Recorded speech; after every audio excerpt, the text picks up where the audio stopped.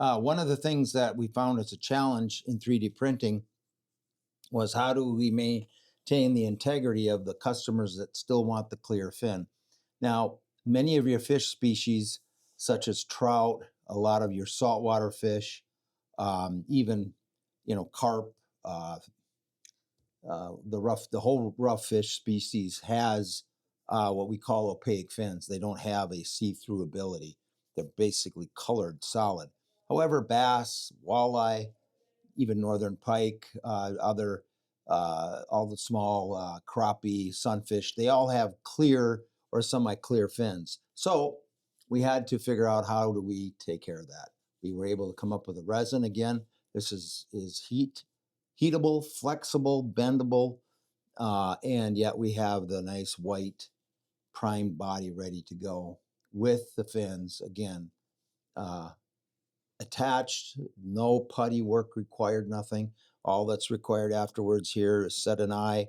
When you're done painting, most artists prefer to put the paired fins on after the painting is done. We have those also ready to go. They're clear and they get laminated in place and you're ready to go.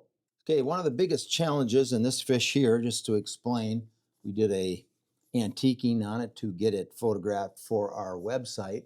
So forgive me for that, otherwise it would just be white.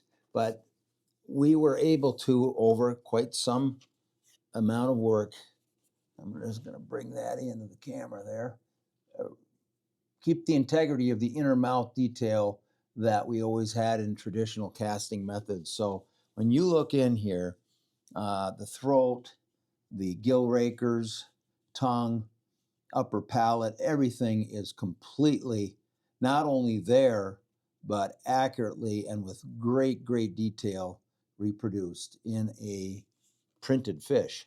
This took a lot of work to get this figured out how to do this, but we did, and we can now print basically any kind of fish with an open mouth and maintain integrity as to all the anatomy that's in that inner mouth.